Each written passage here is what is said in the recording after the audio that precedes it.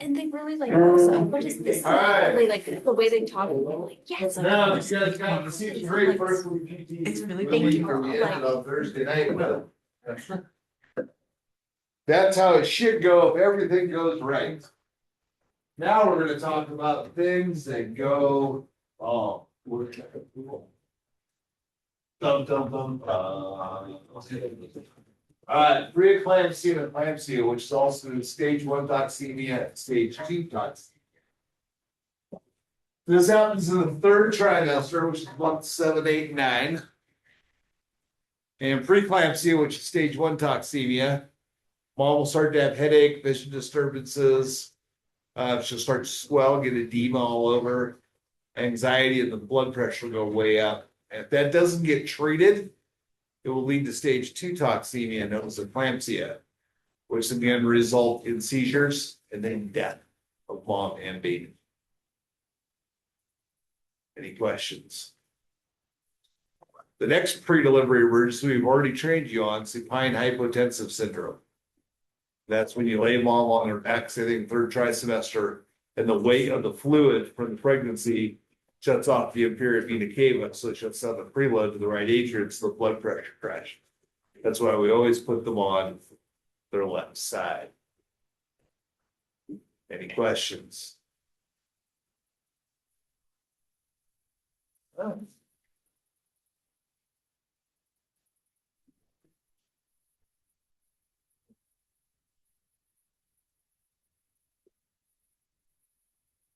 Hemorrhage.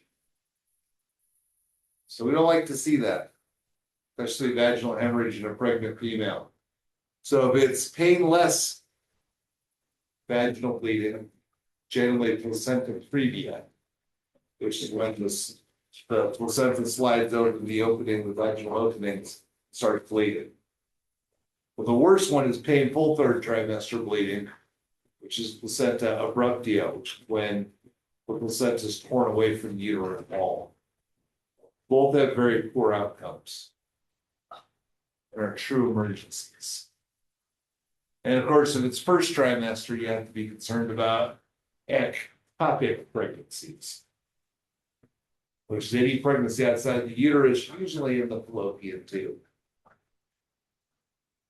Any questions?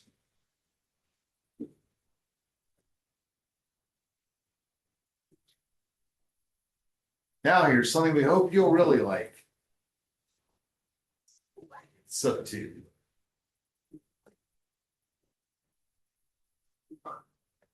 Apparently there's no sound.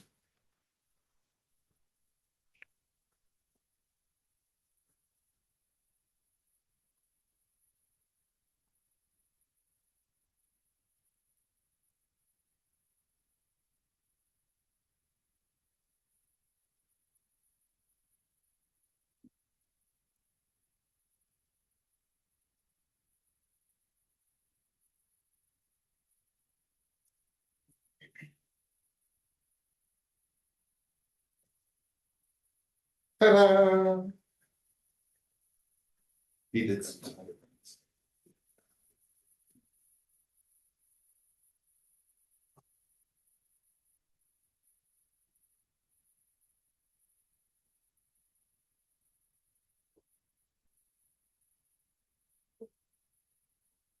That's a problem.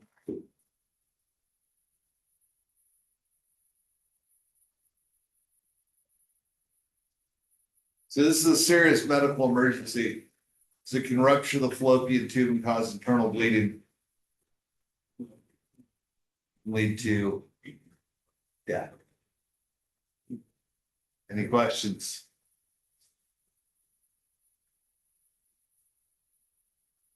So what are the signs and symptoms of an ectopic pregnancy? Sudden sharp pain on one side of the abdomen. Vaginal spotting, slight bleeding, a missed menstrual period, shoulder pain, tender bloated abdomen, and signs and symptoms of shock.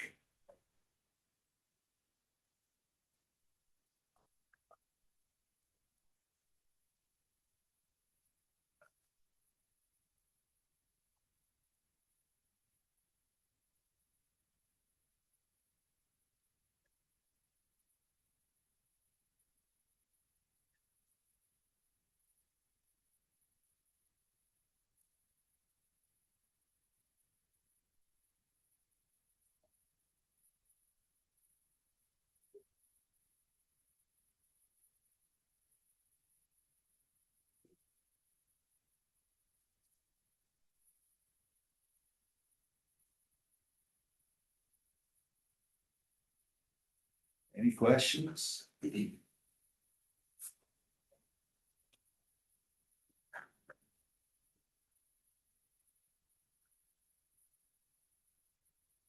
What do we do? Transport oxygen. Watch for signs of shock.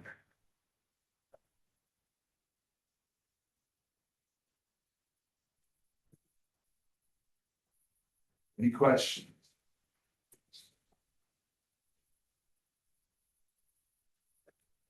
Toxemia, stage 1 and stage 2, also known as preeclampsia and eclampsia. This happens in the 3rd trimester. Increased risk from diabetes, gestational diabetes, heart disease, kidney problems, or hypertension. Any questions?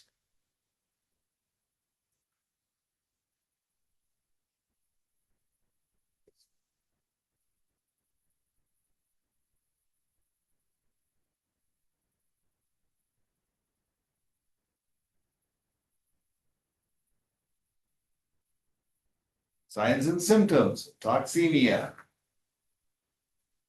Sudden weight gain, blurred vision, edematous in the fingers and toes and foots and hands. Urinary output decreases, severe headache, that's stage 1, also known as preeclampsia. Stage 2, also known as full blown, leads to fever and seizures and death.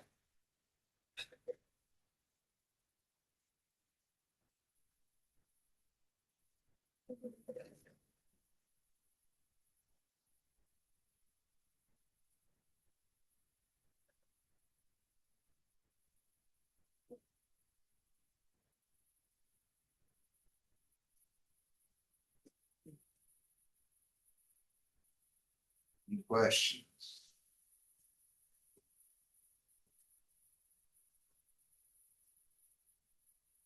There's your stage 1, stage 2.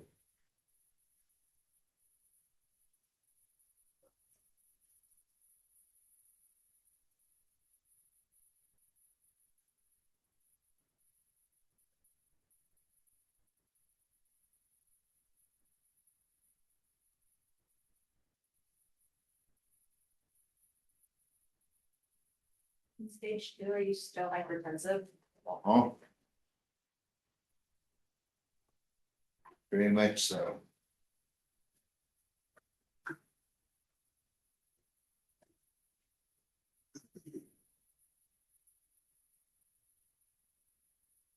Any questions? What do we do for these toxemic eclamptic patients?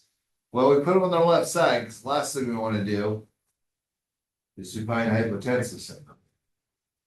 Of course, that would decrease their blood pressure, but would solve the problem. Don't do that.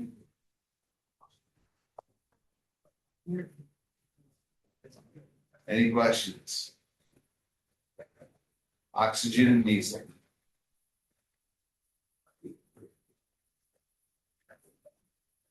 All right, so placenta abruptio is painful 3rd trimester bleeding. There will be test questions. Placenta previa, painless 3rd trimester bleeding. See the difference between the two of them drawn in the picture?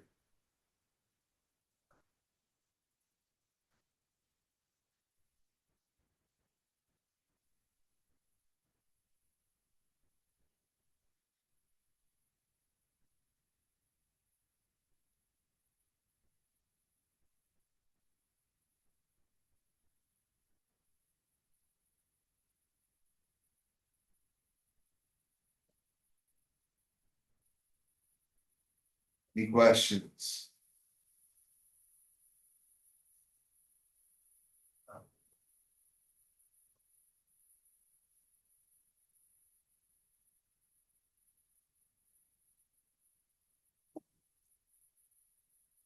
Previa. When the placenta slides over, painless 3rd trimester bleeding.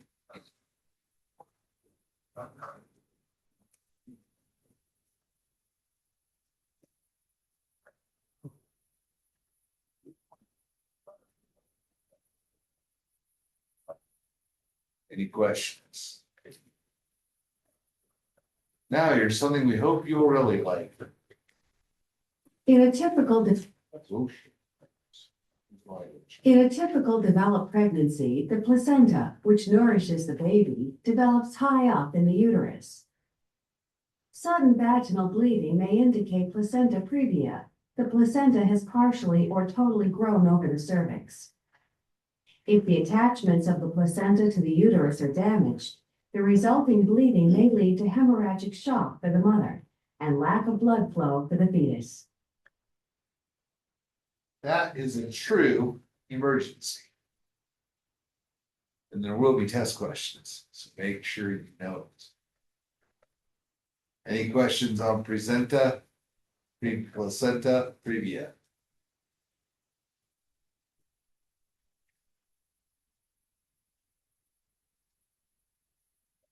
All right, abruptio placentia, that's when it separates the uterine wall, usually from hypertension or trauma.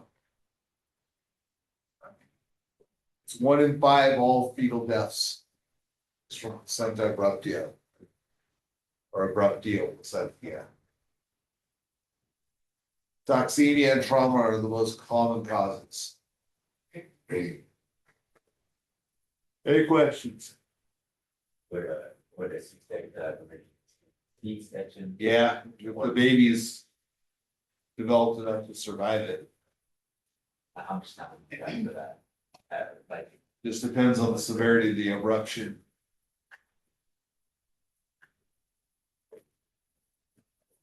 Yeah, it's definitely one of those, what's your least bad answer options. Placental abruption. Under certain abnormal conditions, bleeding can occur between the uterus and placenta.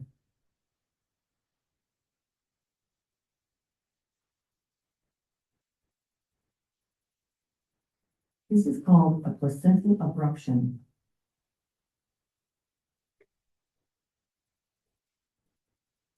With an abruption, oxygen delivery is reduced.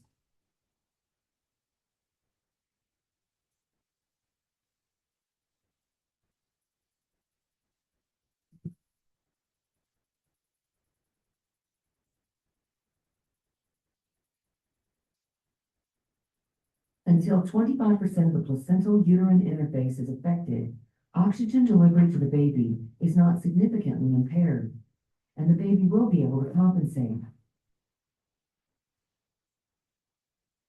The signs of an abruption include bleeding, abdominal pain, hypertension or increased blood pressure, and uterine irritability.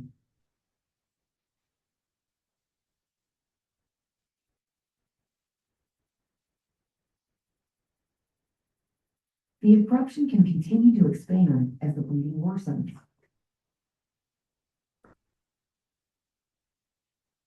And vaginal bleeding can be seen.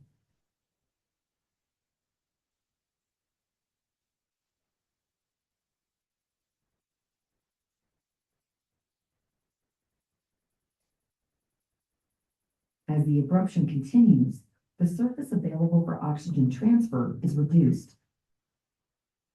And maternal blood loss can affect the mother by causing dehydration and eventually lowering her blood pressure, leading to decreased oxygen delivery to the baby.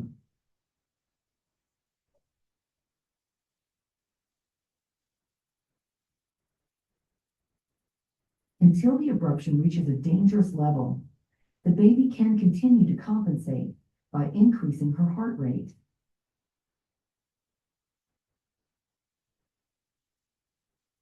When a mother presents with a classic presentation of a placental abruption, she must be immediately assessed and the diagnosis of abruption be ruled out with an ultrasound.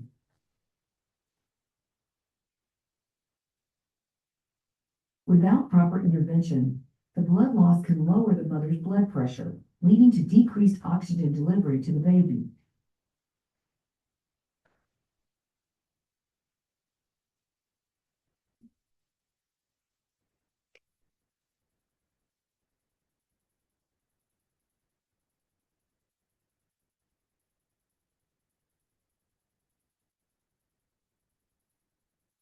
if the abruption is not diagnosed in a timely fashion and the baby delivered. Prolonged oxygen deprivation can lead to permanent injury to the fetal organs, including the brain.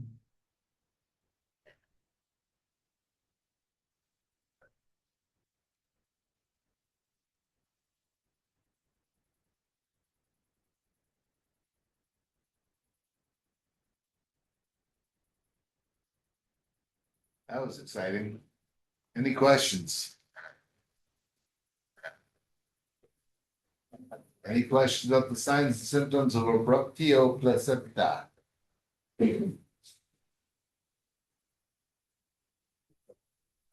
no, no.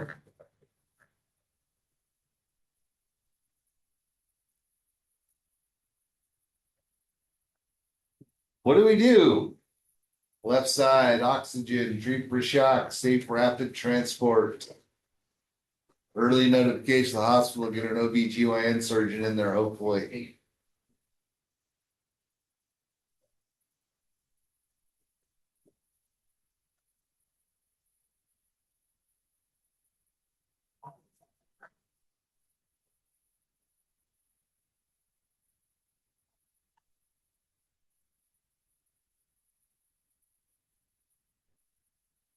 So gestational diabetes, she'll have test questions on this. This is when mom is not a diabetic. But when she gets pregnant, she becomes a diabetic. And as soon as the baby's born, she's no longer a diabetic. But it's treated the same as any other diabetic because it's legitimate diabetes while she's pregnant. That's why it's called gestational diabetes, because it's diabetes only when she is pregnant.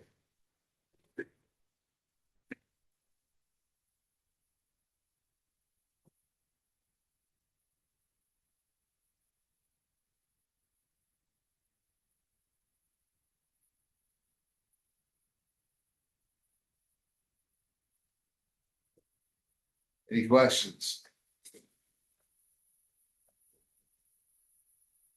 When do we transport?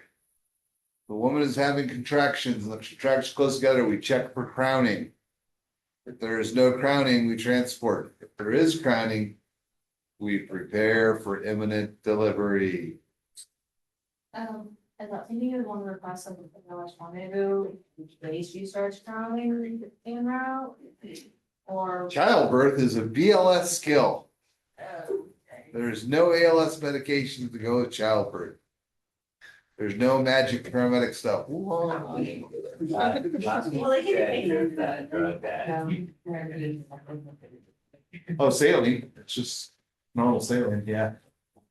Stimulate the antidiuretic hormone. Yeah, fluid balls can help. I didn't tell you that. I don't know where I learned it. I don't know where you learned that from either. It certainly wasn't in my class. No, I would never say such a thing. no, you wouldn't. I agree. There's nothing wrong with being hydrated. I have a bottle of water right here. I'm not pregnant. Any questions? It's a miracle I'm not pregnant. What are you saying about it? Have a problem with my lifestyle? You can't say that. All right, this is just for you. There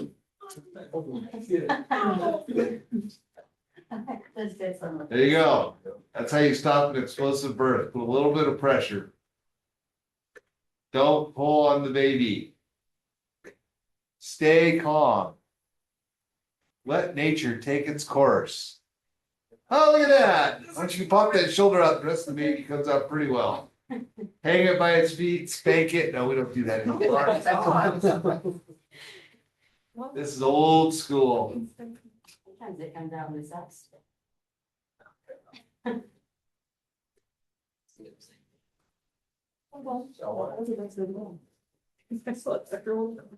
Any questions? Yes. Do you know why they were hanging it by its feet? Yeah, drainage for the airway. Oh, okay. Now, do I know what? Now. That's one. So we don't even, so also for decades, as soon as the head came out, the first thing we did was suction the airway, the nose and the mouth to get any fluid and stuff out. Now we let them struggle Because what we found out is the babies struggle, it actually makes their diaphragm stronger. And then if they get RSV or something like that, they have a higher survivability rate. And so now we don't suction unless the baby's really struggling. Otherwise, but let it cry out. Yeah. So how long do you consider struggling before you? Before the session comes?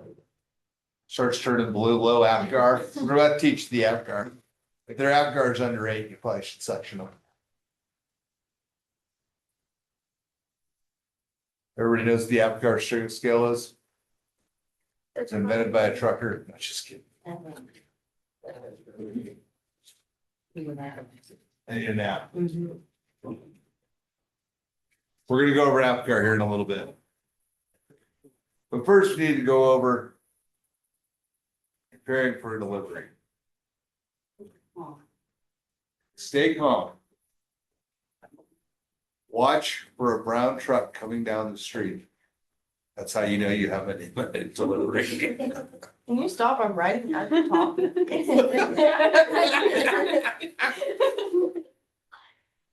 Sorry. You're looking for a What? Did you really write down a brown truck? I was about to. I mean, you did metaphor. Could be red, white, and blue. It's federal delivery.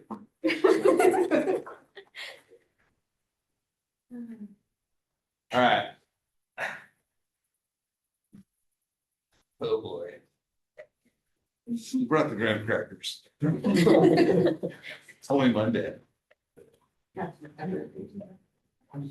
So use proper BSI precautions, get out your OB kit, stay calm. Reassure the mother. If you control your own fears. And prepare the OB kit. The OB kit will say, we got this. You ready? So you open it up, get the drapes out, get the suction supplies out, get the clamps out. And position the mother. That's what crowning looks like. Not what your kids usually see at Burger King. Different type of crowning. So we don't do the top picture there anymore. We used to do that. We don't do that anymore. So you put a little gentle pressure against the heads as mom pushes so you don't get an explosive birth. Then you get that shoulder to pop out. Once that shoulder pops out, you just assist the baby and they usually come right out. Any questions? And if you have the ability to, you can clamp the cord at 7 inches and 11 inches. Think Slurpee, 7-Elevens, Slurpee machines. So 7-Eleven and cut between the clamps. 7 from the baby, 11 from the mom. What's that? 7 from the baby, 11 from the baby. You have no idea how far it is in the size as a liver. Any questions? It'll be your local protocol, but I believe 7 and 11 is still the standard. All right. Ms. Perez, this video is for you. See, we got calming music for you. This patient has been in for several hours. She's now completely dilated, ready to get pushy. She holds her breath and bears down.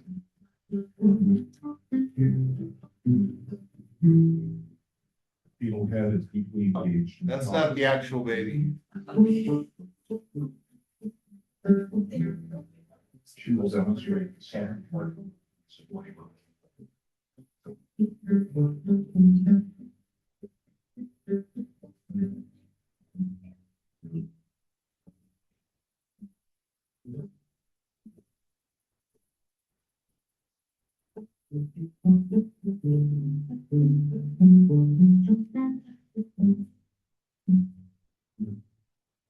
As she bears down, the fetal head becomes visible. Descent and flexion have already occurred. As the head descends further, it internally rotates.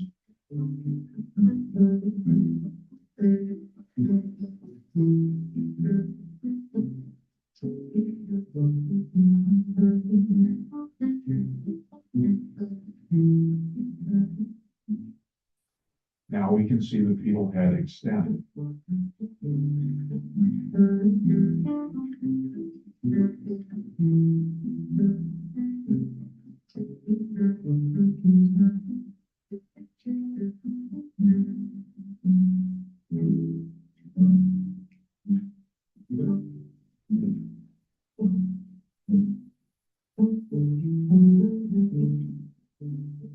An episiotomy has been made to facilitate delivery.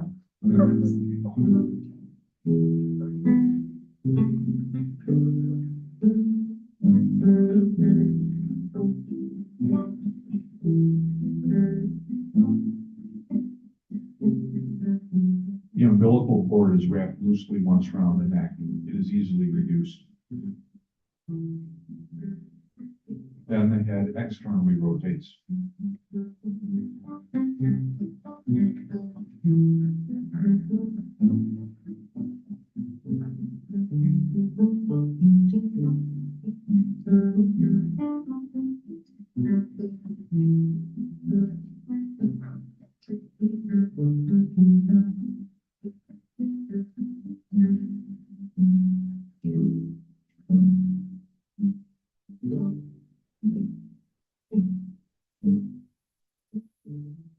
I dry the baby to prevent heat loss.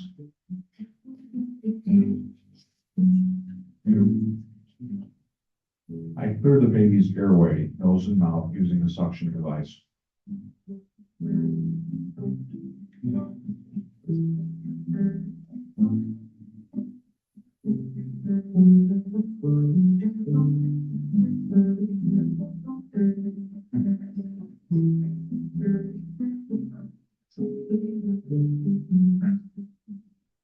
Next, I clamp and cut the umbilical cord.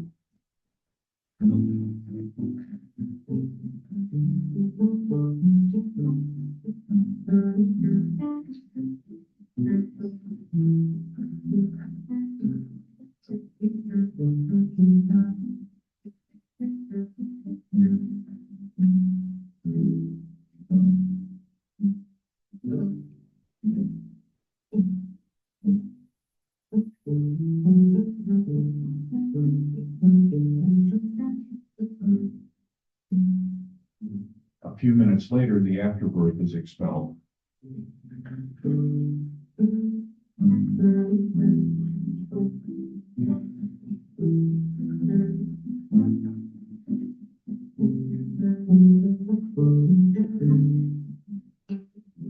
Her vulva required just a few stitches.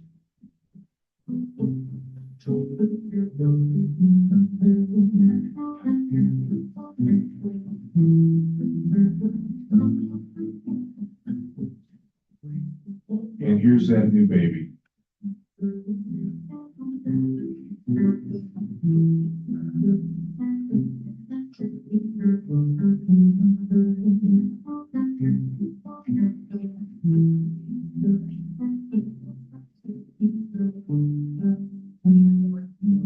Any questions? Yes. Did they? You wanna watch it again? No. Did she rip or did they cut her? They cut I think they kind of, I think she had an episiotomy. Yeah.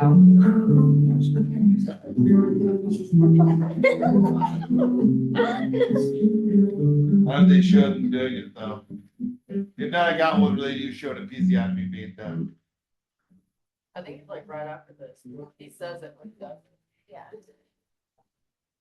So when they cut there, that's called an episiotomy. Yeah, they did an episiotomy. Episiotomy has been made to facilitate. There's your answer. All right. You guys okay? No. Complications. An unruptured amniotic sac, the water's not broken, but the baby's coming out, so you see a sac. Good news is inside your OB kit, you'll have a hook that you can tear open the sac and get that flush of water to go out, so the baby can come out. Next big trial that happens in 1 in 2 babies, the cord is wrapped around the neck, and it's called what, Sanchez? Yeah, a nuchal cord. There will be test questions on that. There'll probably be a go home question, A what? a go home question. No, what's it? You don't know about that because you always have your homework done. Huh? I just spelled nuchal, common spelling. Nuchal, Nicole, I don't know. Interesting. If the cord's wrapped around the baby's neck twice, it's called a double nuchal cord. Seriously.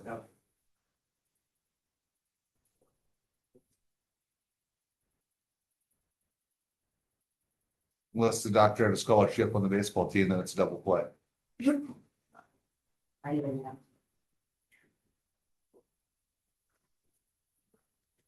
So you should be able to get your finger in there and slide it over the baby's neck. If you can't, the baby's turning color and things are going badly, you may have to double clamp and cut it, which is the last, same thing, last bad answer, bad resort, not a good answer. But it may be the best answer. Why would it be bad? Because now you just cut off the circulation and stuff for the baby and the oxygen. Now you gotta make sure the breathing doesn't get out. That could be really bad. Here we go.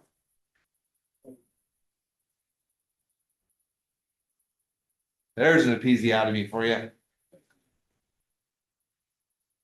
Cutting away. Oh. You're not watching. How are you gonna learn if you don't watch? That's a breach. Things, peeing, you know. That's not good. That's a sign of distress. They pee or poop. Don't do that. No.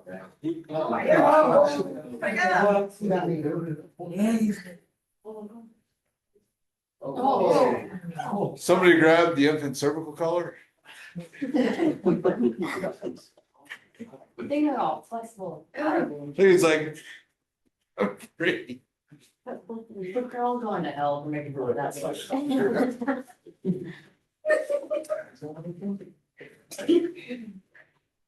So the old days we hung the baby and spanked it. You don't do that anymore. Now you immediately wrap the baby, dry it, stimulate it by drying it. We don't suction the mouth and nose unless we have to. Clamp and cut the cord and make sure the baby's airway is clear and that they're breathing well. All right, time to watch some placenta. Deliver the placenta. While the mother bears down, guide the placenta out of the vagina.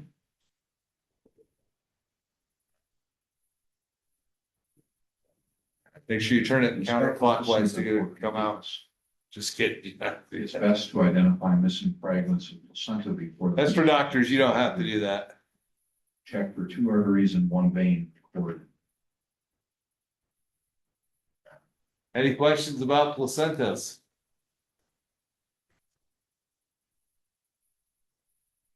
No questions? What's that? All right, postpartum hemorrhage, that can happen. So there's a couple of things you can do. One thing is massage the fundus or show mom how to massage the fundus. Uterine contract will be like a bowl there if you massage it. Or get mom to massage it. That can stimulate a hormone called oxytocin, which will cause vasoconstriction, which can help stop the bleeding. Also having the baby start to nurse on mom also releases oxytocin and can help stop the bleeding. Don't pack the vagina. You can put a pad over it, Draper shock, 100% oxygen, and get moving towards the surgeon. They can go in and stop that bleeding. Any questions?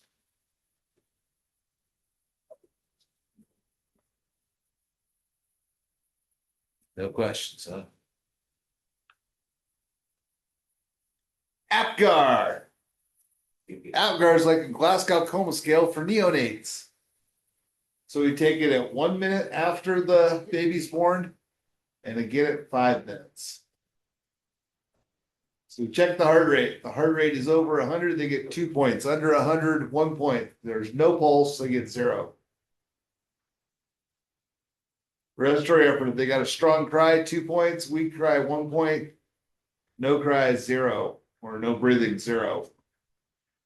Muscle tone, if they're moving around like the babies you just saw in the video, they get a 2. If they have very little flexion or movement, they get a 1. And if they're not moving at all, 0. If they cry and withdrawal when you stimulate them, that's a 2. If they only kind of, that's a 1. They don't do anything, it's 0. Then skin color, if they're pink, that's 2. If the extremities are blue, but the trunk is pink, they get a 1. If the entire baby's blue and pale, they get a 0. So if it's under 8, you need to do assistance. You should apply suction and be prepared to ventilate.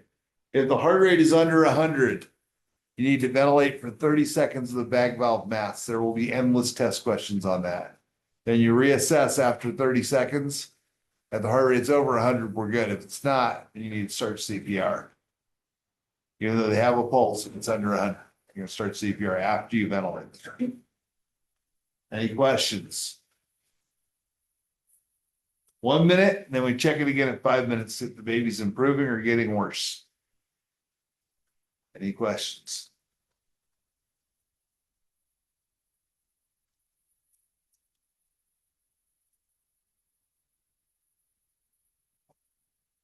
Complications include premature births, born before 36 weeks, thin, small, red skin, respiratory distress. Then that's the treatment. So O2 suction, or you're not going to do an O2 in the field. I don't think they do O2 in hospitals anymore. They use isolites now. Any questions?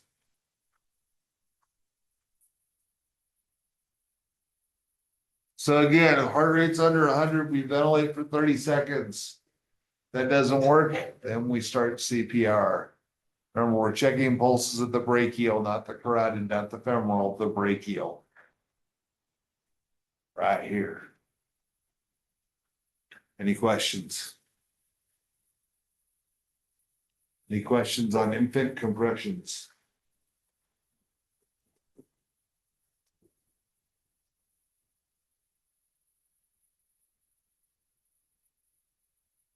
Any questions? Make sure you're using a neonate BVM or an infant BVM. Back in the old days, before we had infant BVMs, we put a nasal cannula on the EMT at 6 liters per minute. And you inhaled through your nose and you blew in mouth to nose on the baby. That way they got supplemental oxygen. Because we were thinkers. Any questions? All right, let's talk about breaches. That's when the butt comes out first. There's nothing you can do about this. You have to transport. They suggest that you take 2 fingers, stick them in the vagina, make a V for a patient airway. I have no idea if that's actually effective, but that's what they want you to do. And you keep them there until, kind of like burying the head in C-spine. You're there until you get into surgery. Any questions?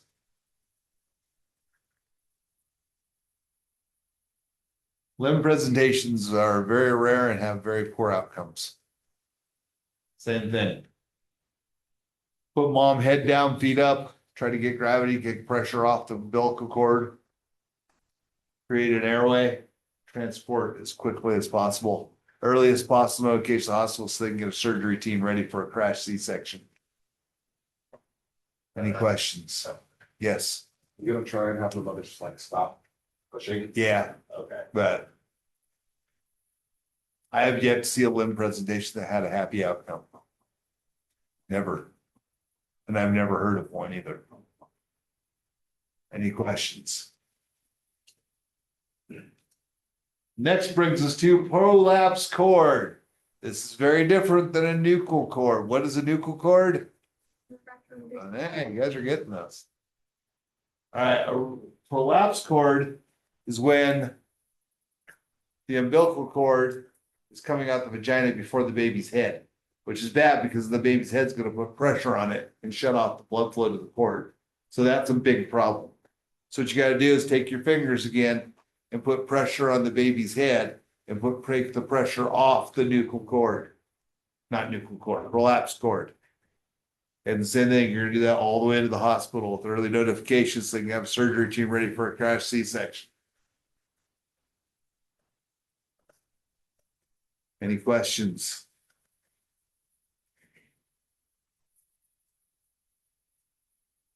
All right, here we go. Another video. I know you guys are excited.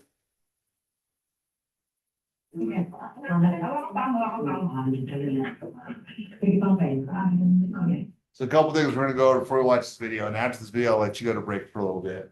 So if the water is discolored black or green, that's called meconium. It's very serious. But that means the baby's in distress and they pooped. And then that poop is in their airway and their lungs when they take their first breath. They're inhaling poop, literally. Yes, What is that called again? meconium. There will be test questions on it. This baby right here, what you're gonna see is meconium. Also look at this baby's APGAR when it comes out. This is not good. This is very, very, very bad. See the color of that baby's extremities? Yeah, it's not good. Throat's blue too. And it's breached. There's meconium.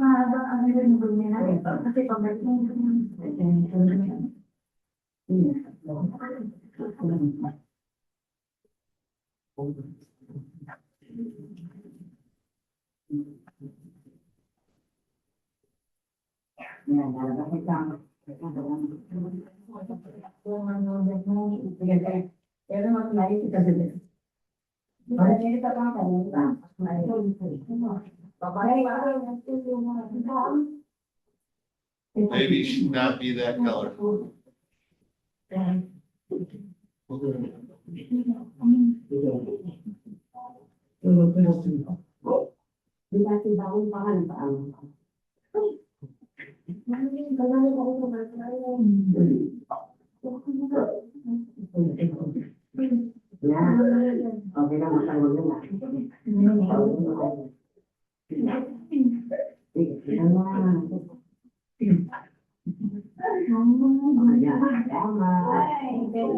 Baby is not breathing.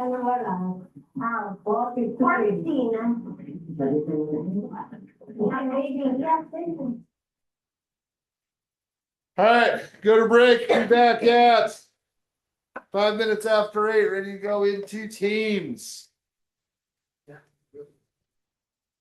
This one's gonna be like a really party.